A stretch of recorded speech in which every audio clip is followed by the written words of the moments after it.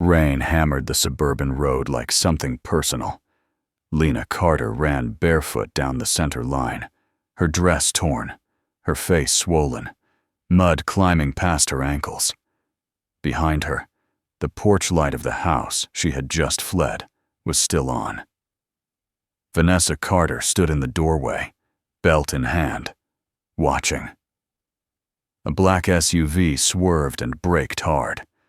Lena slammed both palms against the passenger window, her voice barely cutting through the downpour. "Don't call the police! Please, just pretend you never saw me!" Inside the SUV, Miles Warren stared at her and had exactly 3 seconds to decide. Miles had been sitting in that SUV for less than 2 minutes when Lena appeared. He had pulled over to check a message from his shift supervisor at the logistics warehouse, where he ran overnight operations.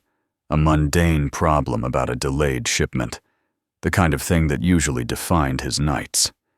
His 7-year-old daughter, Sophie, was asleep at home with a neighbor watching her. His life ran on schedules, on discipline, on the simple principle that if you kept your head down and did the work, nothing would come for you. And then a girl with blood on her lip threw herself against his passenger window and begged him not to call the police. He almost didn't unlock the door. That was the truth of it. His hand hovered over the lock button, and every rational thought he had told him to drive away. He was a single father. He had fought through a bitter custody process 2 years ago and won. One wrong move, one misunderstanding, one accusation from a stranger, and everything he had built for Sophie could collapse. But through the rain-blurred glass, he could see the bruise spreading across Lena's left cheekbone, and he could see the way she kept looking over her shoulder toward the house at the end of the street, and something in the raw terror on her face made his hand move the other way. He unlocked the door. Lena climbed in fast, pulling the door shut behind her with both hands, like she was sealing a vault. She was soaked through, shaking so hard that the seatbelt rattled against the doorframe when she tried to buckle it. Her feet were bare and filthy, leaving mud on the floor mat. She smelled like rain and something sharper underneath. Fear, maybe, or the copper edge of dried blood. She didn't say thank you. She didn't say anything at all. She just sat there, curled against the door, arms wrapped around herself, eyes locked on the side mirror. Miles followed her gaze. Through the mirror and the sheets of rain, he could see a woman walking down the driveway of a 2-story house at the far end of the block. The woman moved with purpose, not running, but not slow either. And even from this distance, Miles could see she was holding something. A belt, the leather end trailing behind her like a leash. The porch light behind her made her silhouette sharp and deliberate. She reached the sidewalk and turned toward the SUV. "Who is that?" Miles asked. Lena's voice came out flat and stripped of everything except fact. "My stepmother." The woman reached the SUV in under a minute. She was put together in a way that didn't match the scene. Hair pulled back neatly, a cardigan over a blouse, reading glasses pushed up on her head like she had been interrupted while reviewing paperwork. She knocked on Miles's window with her knuckles, 3 firm raps, the way a neighbor might knock to tell you your sprinklers were flooding the sidewalk. Miles lowered the window 2 inches. The rain spat through the gap. "I'm so sorry about this," the woman said, and her voice was calm, warm, edged with the exact right amount of exhaustion. "I'm Vanessa Carter. That's my stepdaughter. She's been having a very difficult night. She broke some things in the house and ran out before I could calm her down. I just need her to come inside, so we can talk." She leaned down slightly, meeting Miles's eyes through the gap with an expression that said, "You understand. Families, you know how it is." Miles looked at Lena. Lena was pressing herself into the passenger door so hard, the lock mechanism dug into her shoulder blade. She was shaking her head, Small, rapid movements, her eyes wide and fixed on the dashboard, like she couldn't bear to look at Vanessa's face. The bruise on her cheekbone was dark and fresh, the swelling still rising.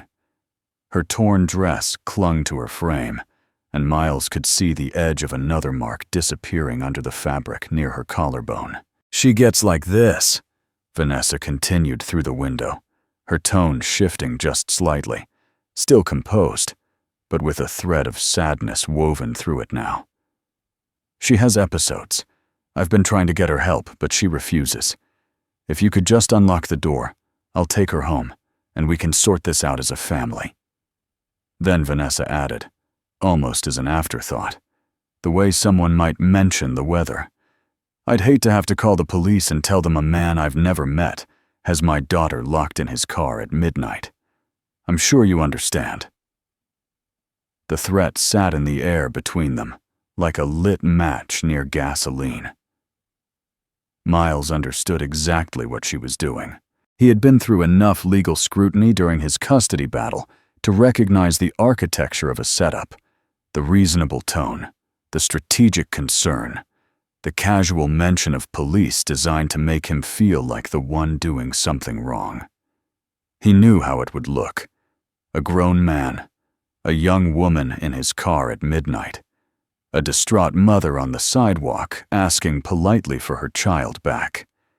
He knew that any officer arriving at this scene would see him as the problem first and ask questions later. He also knew what a bruise looked like when someone put it there on purpose. Miles looked at Lena one more time. She had turned her face just enough to meet his eyes, and what he saw there wasn't anger or defiance or even a plea. It was resignation, the look of someone who had already calculated that he would hand her over, because everyone always did. She had the expression of a person who had stopped expecting rescue a long time ago and was simply waiting for the math to play out the way it always played out. "Ma'am," Miles said, his voice steady, "she's got injuries that need medical attention. I'm going to take her to get looked at." Vanessa's composure cracked. Just a flicker, a tightening around her mouth, and a hardness that surfaced in her eyes for half a second before the mask slid back into place. "That's not necessary," she said, her voice still pleasant, but no longer warm. "She did that to herself. She does this. If you take her anywhere, I will call the police and report this as an abduction." Miles rolled up the window. He put the SUV in drive. Vanessa stepped back, not because she was startled, but the way someone steps back when they're measuring a new opponent. Through the rearview mirror, Miles watched her pull a phone from her cardigan pocket before the rain swallowed her silhouette entirely. Lena didn't speak for the first 6 blocks. She sat with her forehead against the cold window, her breath fogging the glass in uneven bursts. When Miles turned onto the main road and the streetlights became steady and the houses gave way to strip malls and gas stations, she finally said, without looking at him, "You shouldn't have done that." Miles kept his eyes on the road. "Probably not." Lena lifted her head from the glass. "She's going to call the police. She's going to tell them you kidnapped me. She's done things like this before. She plans ahead. She already had a story ready before I even got out the front door tonight." Miles absorbed that. He drove through one intersection, then another. The windshield wipers beat a rhythm that almost sounded like a countdown. "How old are you?" he asked. 19, Lena said. "Old enough that she has no legal authority over me. Young enough that nobody takes me seriously when I try to explain what happens in that house." It was a sentence that sounded rehearsed, like she had said it to herself 100 times in the mirror, preparing for a moment exactly like this one. "What happened tonight?" Miles asked. Lena pulled her arms tighter around herself. "She told me she was going to file a police report, saying I stole jewelry and cash from her safe. She had the paperwork already typed up. She said if I didn't come back inside and behave, she'd have me arrested by morning, and make sure everyone in the neighborhood knew I was a thief." Her voice was flat and clinical, the way someone speaks when they have rehearsed the worst parts of their life enough times to strip the emotion out. That's what she does. She doesn't just hit you. She builds a cage around you so that even if you get out the door, there's nowhere to go. Miles drove in silence for another minute, processing. He was heading north, away from the subdivision, toward the hospital district. He didn't know this girl. He didn't know if her story was complete or even entirely true. But he knew what manufactured composure looked like. He had seen it on his ex-wife's attorney, on landlords who smiled while lying, on every person who had ever used politeness as a weapon. And Vanessa Carter had been performing with the precision of someone who had done it many times before. "I'm taking you to the emergency room," he said. "They'll document your injuries, and that gives you a record that exists outside of whatever story she's building. After that, we figure out the next step. But right now, the only thing that matters is getting something on paper that she can't erase." Lena looked at him for a long moment, studying his face the way someone studies a locked door, trying to determine if it might actually open. Then she nodded, once, and turned back to the window. The rain was still falling, but the wipers were keeping up now, and the road ahead was straight and lit. The emergency room at St. David's was the kind of place that ran on fluorescent light and quiet desperation. Miles pulled into the parking lot just after 1 in the morning, the rain still hammering the roof of the SUV. Lena hadn't spoken since her explanation about the fake theft report, and when he turned off the engine, she didn't move. She sat with her hands pressed flat against her thighs, staring through the windshield at the blue glow of the emergency entrance sign, as though it were the gate to somewhere she wasn't sure she was allowed to enter. Miles didn't rush her.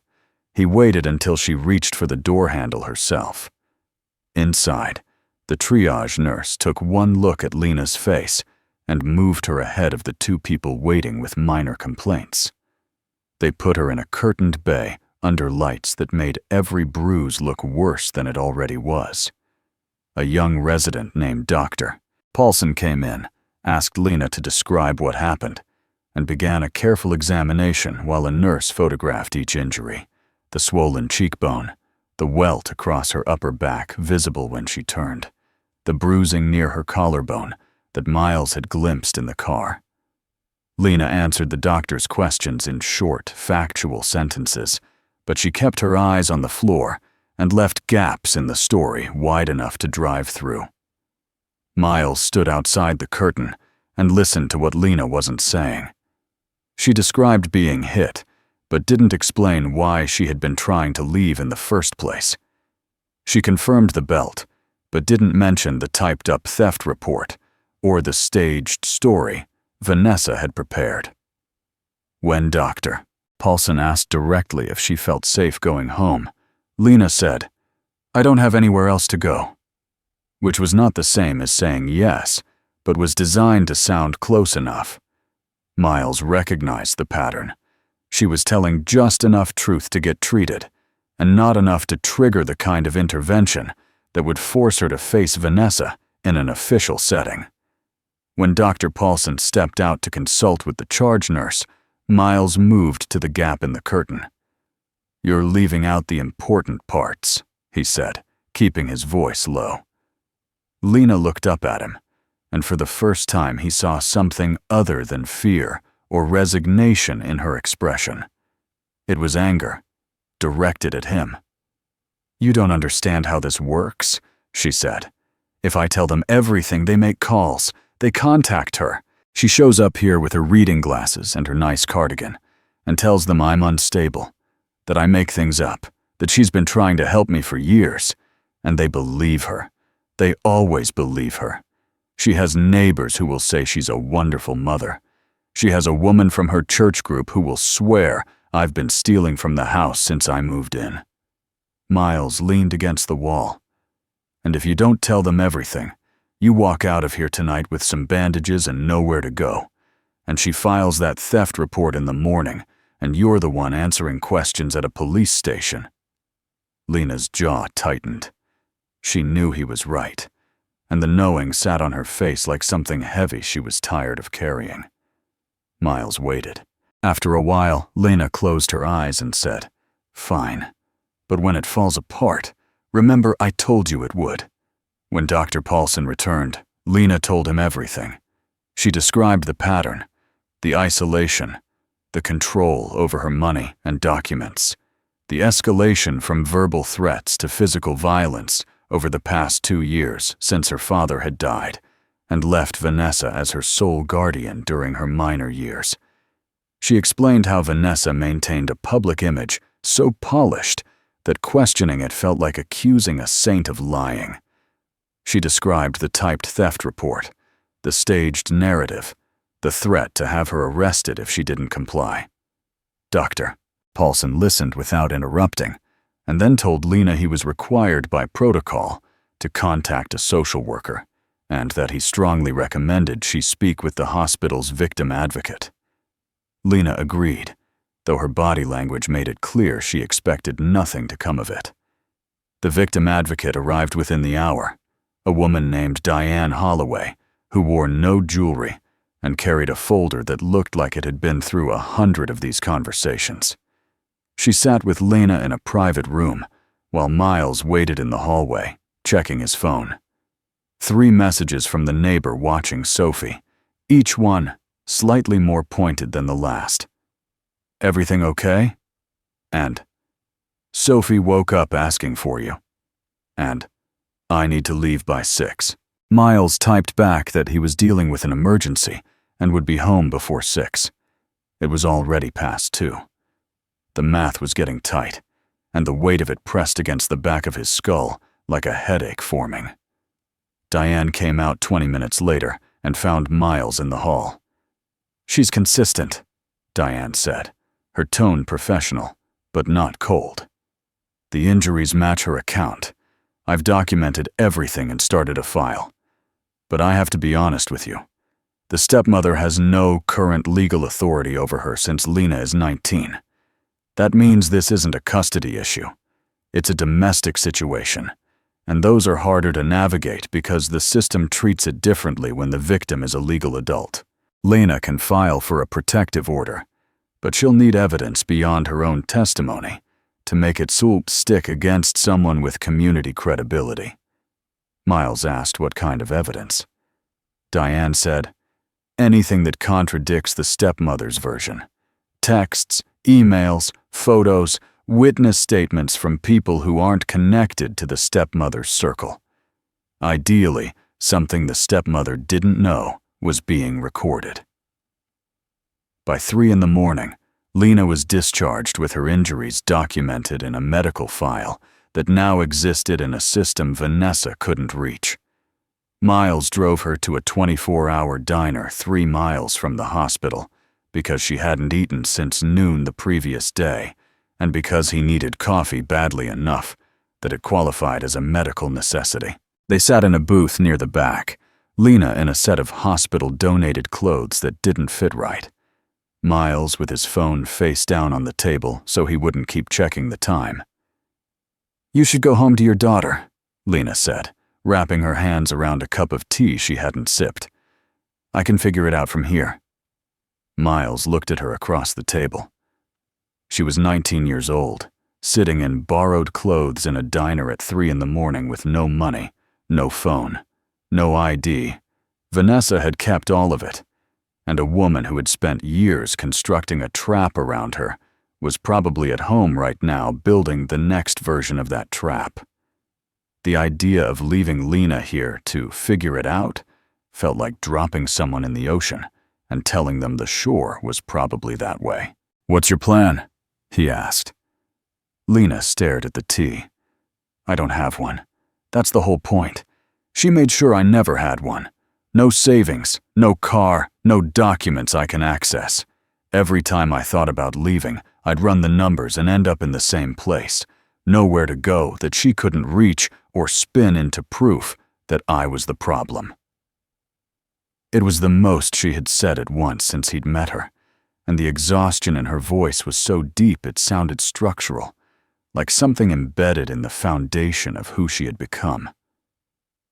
Miles made a decision.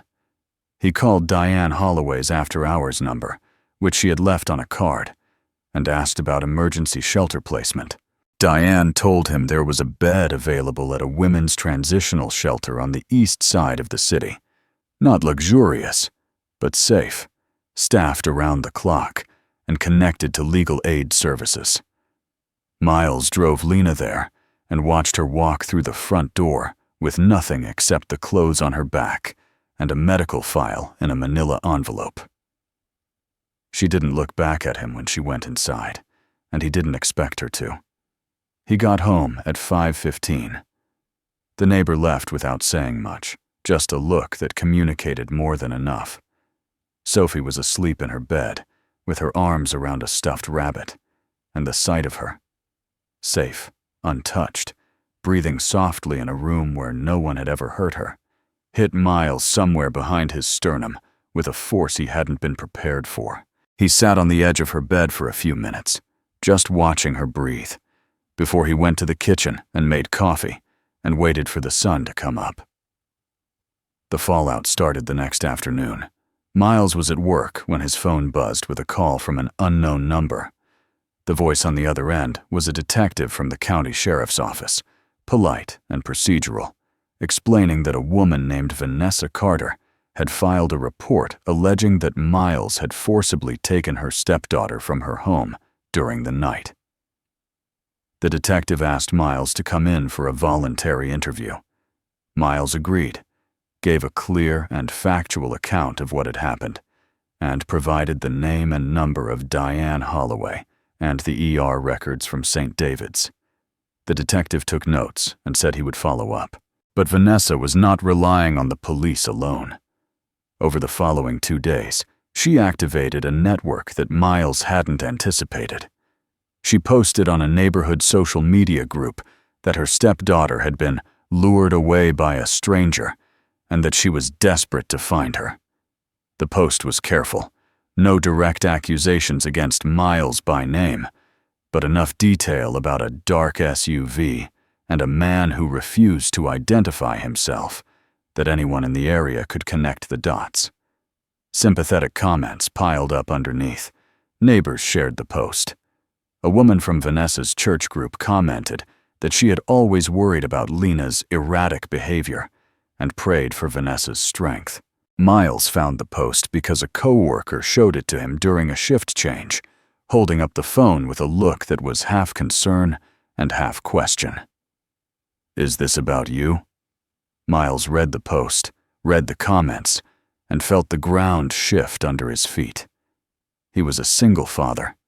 His name was now adjacent to a story about a man who took a young woman from her home in the middle of the night.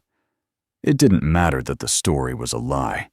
What mattered was the shape of it, the way it looked from the outside, the speed at which suspicion traveled compared to the slow crawl of truth.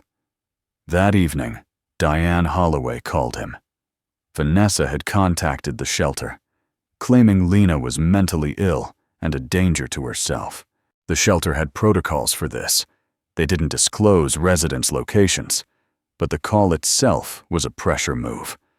Diane said Vanessa had been articulate, tearful, and extremely convincing on the phone, and had referenced a psychiatrist she claimed Lena had been seeing, though no records had been produced.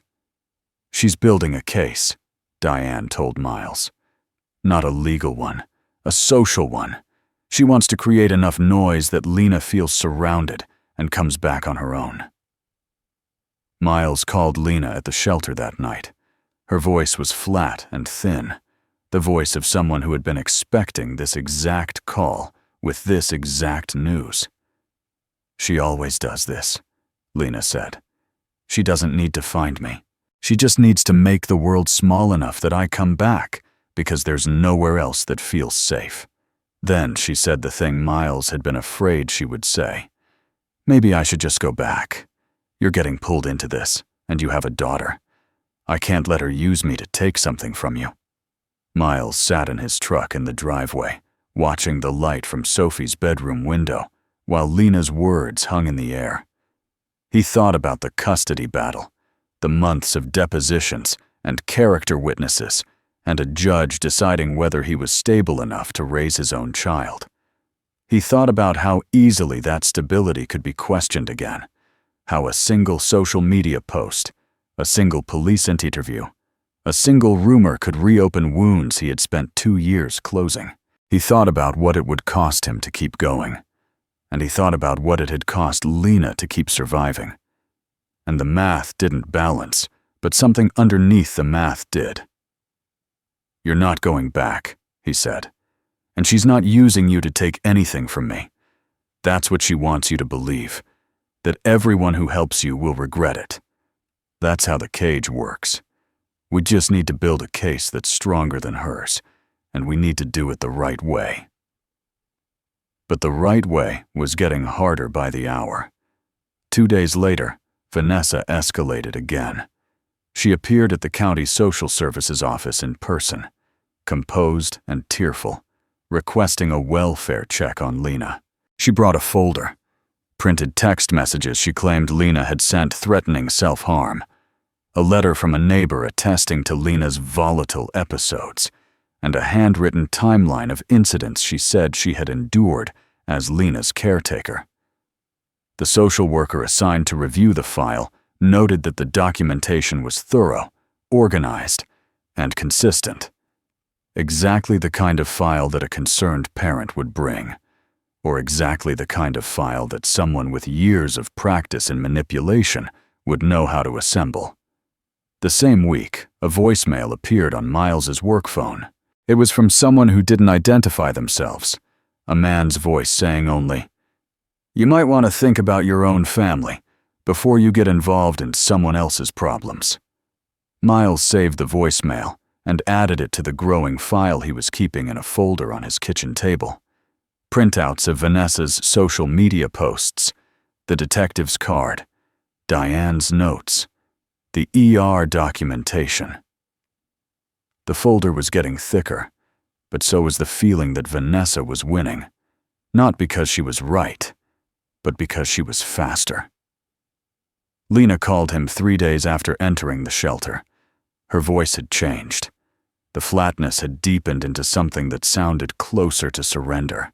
She told him that a woman had come to the shelter's front desk, asking to deliver flowers, and a card from Lena's mother.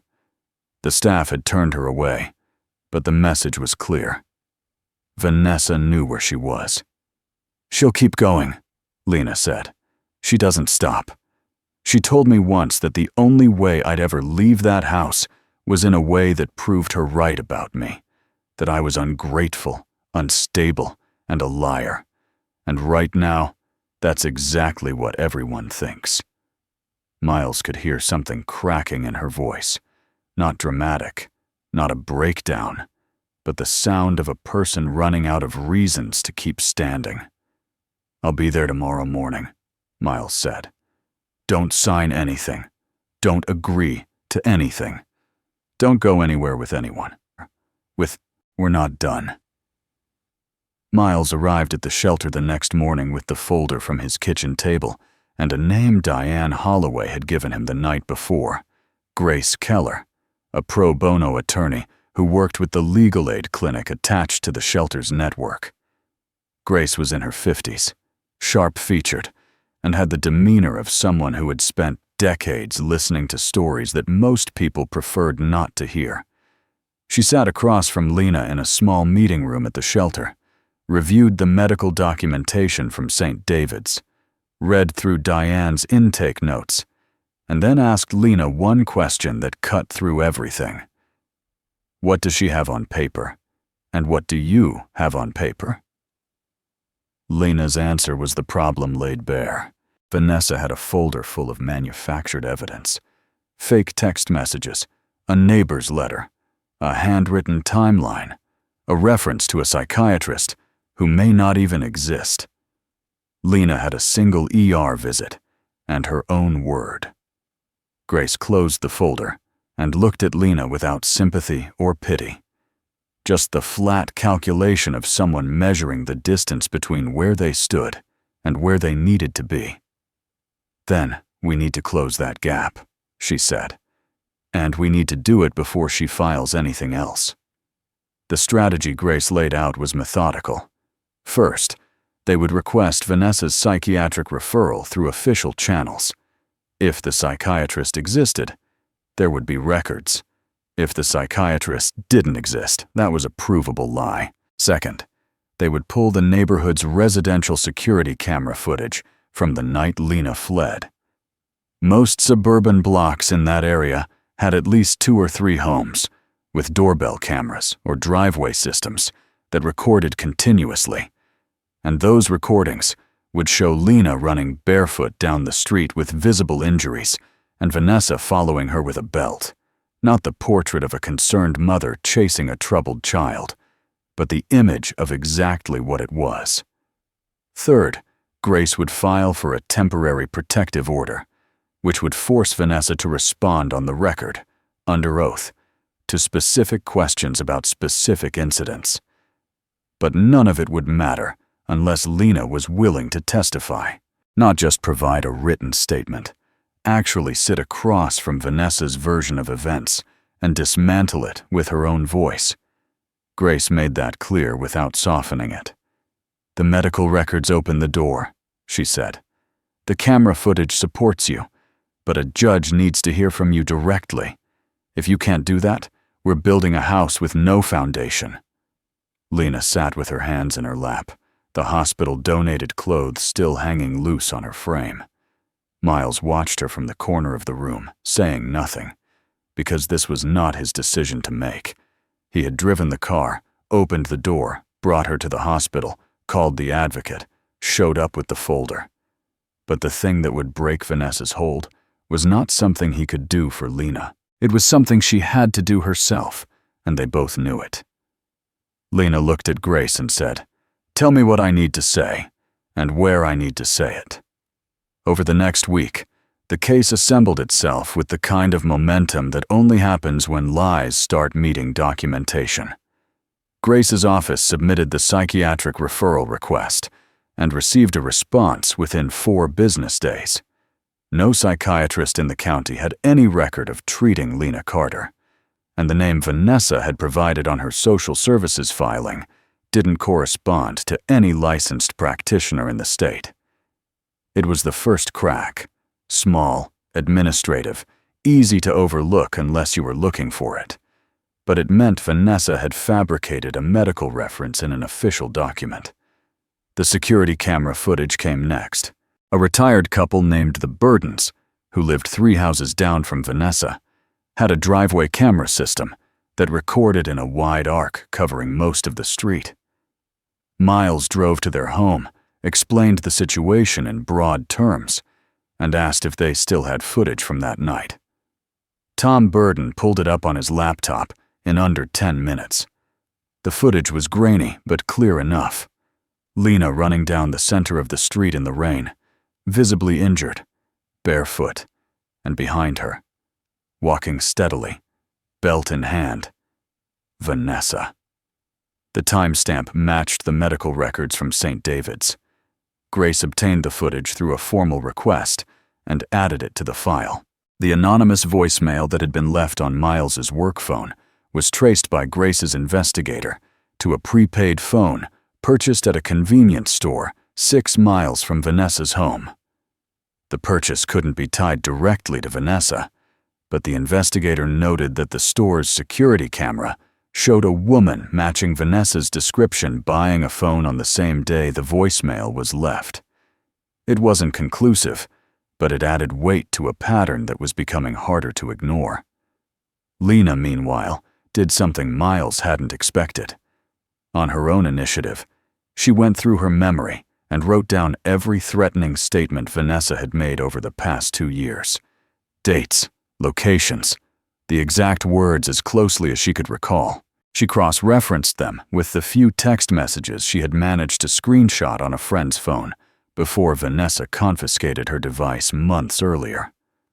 Those screenshots stored in a cloud account Vanessa didn't know about, contained 3 messages in which Vanessa explicitly threatened to make sure no one believes a word you say, and warned Lena that leaving would result in criminal charges.